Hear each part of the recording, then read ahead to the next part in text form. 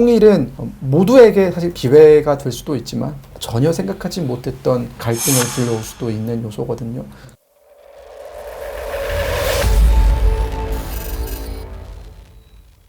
미래의 통일 한반도는 정치와 국가 안보와 관련된 죄들을 포함해 이전에 분리되었던 남북 사회의 경쟁적인 이익과 가치들의 균형을 어떻게 맞춰야 할까요? 결국 통일이 어떤 식으로 되냐에 따라서 할 수밖에 없는데, 일단 남북한이 합의를 하든지 아니면 북한 쪽에서 그러니까 비핵화가 계기가 돼가지고 통일 분위기 형성이 돼 간다.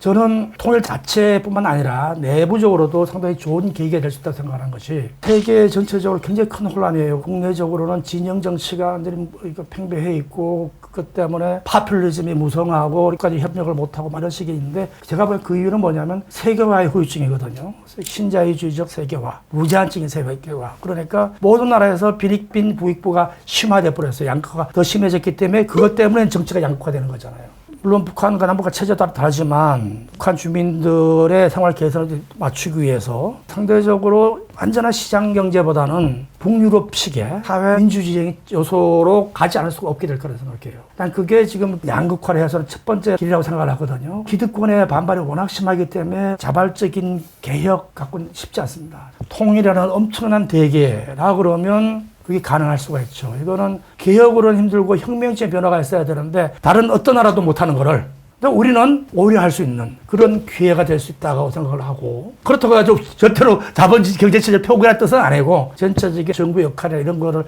생각할 때 유럽식의 복지체제가 행해지는, 그래서 국가의 시장경제 개입이 좀 더 많아지는 그런 형태로의 정책이 이루어질 거라고 생각을 해요. 그리고 그게 반드시 나쁜 것은 아니고 크게 봤을 때 더 좋을 계기가 된다 이렇게 생각합니다. 말씀하신 것처럼 어떤 방식의 통일이 되느냐에 따라서 이런 갈등 문제라든가 혹은 여러 가지 경쟁 문제가 완화될 수도 있고 더 격화될 수도 있다는 생각이 듭니다. 물론 저도 무력 통일에 대해서는 전혀 생각을 하지 않고 있고요. 남북 간의 합의에 의한 통일이든 혹은 북한에서의 흔히 얘기하는 급변 사태에 의한 한국 주도의 통일이든지 간에 통일은 모두에게 사실 기회가 될 수도 있지만 전혀 생각하지 못했던 갈등을 불러올 수도 있는 요소거든요. 그러니까 지금부터 우리가 나타날 수 있는 갈등을 어떻게 예견하고 그것을 어떻게 매니지할 것인가에 대한 로드맵을 세우는 게 중요하다는 생각이 듭니다.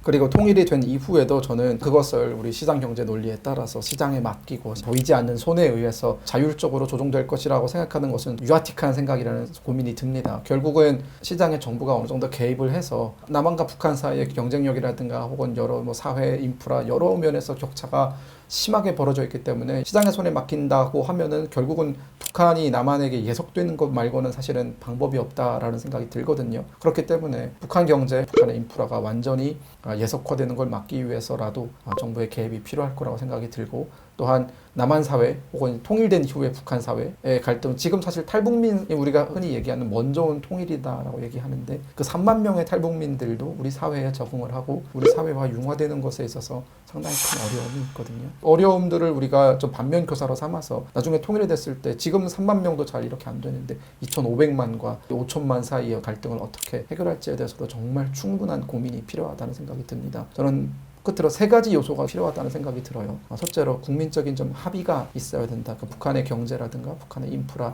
대해서 우리가 많은 지원을 해줘야 된다는 부분에 대해서 국민의 양해를 구하고 우리 사회에 합의가 필요하다는 생각이 들고요. 두 번째로는 모든 것들을 실현시킬 수 있는 강력한 리더십이 좀 필요하다는 생각이 들어요. 그 강력한 리더십은 일당의 독재 이런 걸 뜻하는 것은 아니고요. 여야가 합의를 해서 이것만큼은 어떠한 상황이 있더라도 여야의 합의가 깨지지 않는 그런 강한 추진력을 가진 정치 집단이 필요하다는 생각이 들고, 세 번째로는 한반도를 둘러싼 국외 상황도 이걸 받쳐주어야만 통일된 한반도가 갈등이나 혹은 어려움을 최소한으로 겪고 미래로 갈 수 있는 길을 열 수 있지 않을까라는 생각을 해봅니다. 통찰력 있는 얘기들을 많이 들은 것 같아서 좋은 시간이었던 것 같습니다. 질문과는 좀 번외로 제 개인적으로 제가 궁금했던 게 한 가지 있는데요. 요새 젊은 2030 세대들을 보면 사실 통일이라는 문제에 대해서 경제적으로 우리가 남한이 많이 앞서 있기 때문에 결국 통일이 되면 남한의 2030 세대가 경제적으로 많이 힘들 거다라는 것 때문에 반대를 많이 한다고 얘기를 하더라고요. 그런 2030 세대에게 어떤 얘기를 해줄 수 있을까요? 저는 사고방식이 현재부터 이렇게 연속적으로 생각을 하거든요. 그래서 지금 사실 2030 세대가 많이 힘들다는 거 알아요. 물질적으로 내가 어렸을 때 되게 못 살았었는데 많이 나아졌지만 그때는 기회가 많았으니까 낙관적이었는데 지금 2030이 상당히 비관적 힘들어한다는 걸 알고 있는데 새 천지개벽이 오는데 통일이랑 천지개벽이잖아요. 천지개벽이 오는데 젊은 피가 할 수 없는 일이 있겠어? 얼마나 많은 기회가 올까? 지금은 답답하지만 새로운 세상이 열리는데 오히려 우리 부모들이 이뤘던 같은 그런 기회가 새로 온다. 이렇게 생각하는 게 좋을 것 같아요. 지금 사회가 워낙 파편화되어 있다 보니까 개개인의 걱정이 사실 뭐 국가의 미래나 그것보다는 더 크게 다가오는 것도 받아들여야만 하는 현실이라는 생각이 들어요. 저는 이러한 상황을 만든 것에는 결국 통일정책을 위반하는 사람들의 잘못도 좀 있다라는 생각이 듭니다. 결국 통일정책을 교수님께서 아까 말씀하셨던 것처럼 통일에 대해서 생각했을 때 가슴이 뛰어야 하고 새로운 기회가 있다고 느껴져야 하고 흔한 말로 이 통일이라는 주제가 굉장히 섹시하게 다가와야 되는데 전혀 그렇지 못하다라는 점, 그 점에 대해서는 저 포함 통일을 말하는 학자들 모두의 책임이다라는 생각이 들어서 2030 세대가 또 통일 연구자로서 많이 유입이 되고 있는 상황에서 과거 세대와는 다른 포인트로 통일을 설명하고 통일이 왜 필요하고 우리가 과거에는 한민족이기 때문에 통일해야 된다라는 그런 담론이 있었지만 지금 우리 사회의 민족 구성이나 혹은 인구 구성을 봤을 때 단일 민족이라고 부르기에는 많은 외국인들이 들어와 있고 여러 가지 많은 변수가 존재하지 않습니까? 그러니까 그러한 변수들을 다 계산을 해서 뻔한 민족 담론 대신 미래 세대가 들었을 때 통일 괜찮다, 할만하네. 그리고 물론 비용에 대한 걱정도 있겠지만 그 비용을 상쇄할 수 있는 더 큰 기회가 있다라는 점에 대해서 잘 풀어서 설명을 할 필요가 있다고 보고요. 이것은 한두 번의 설명으로 끝날 일이 아니라 정말 머리를 맞대고 수백 명의 학자가 결론을 도출해내야 되는 굉장히 절박한 문제다라는 고민을 가지고 있습니다.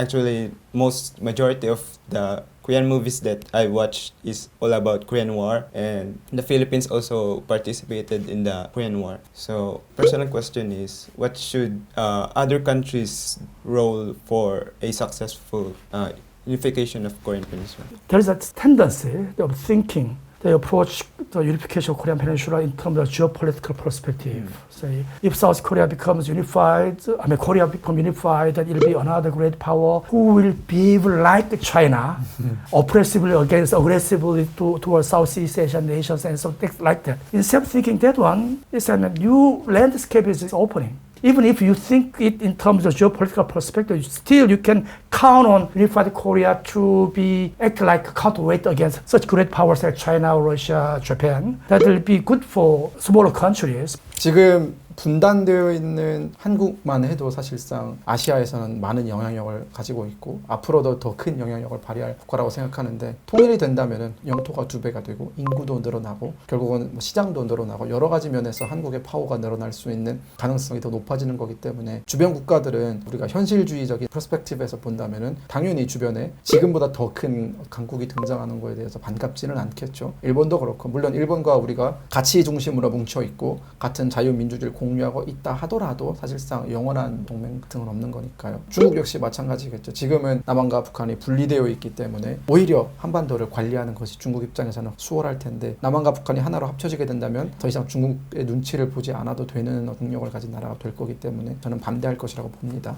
그렇기 때문에 통일을 연구하는 사람들의 고민은 이 주변 국가들의 우려를 우리가 어떻게 불식시켜 줄 것인가. 하드파워적인 면에서 한국이 통일이 돼서 주변국을 위협하는 국가가 될 것이다 라는 식의 패러다임은 통일에 전혀 도움이 되지 않기 때문에 교수님 말씀하신 대로 기회의 측면에서 한반도의 통일은 오로지 남한과 북한만의 기회인 것과 동시에 더 나아가서 북한에 필리핀도 투자를 할 수 있고 베트남도 북한에 투자를 할 수 있고 어떤 새로운 투자의 장이 열리고 또 새로운 커뮤니케이션의 장이 열린다라는 식의 긍정적인 접근법으로 다가갈 필요가 있다라는 생각을 늘 합니다. 한반도의 통일은 결국은 주변 국가들에게 재앙이 될 것이냐 기회가 될 것이냐라는 질문에서 우리가 추구해야 되는 것은 기회가 될 것이다라는 점이라는 거죠.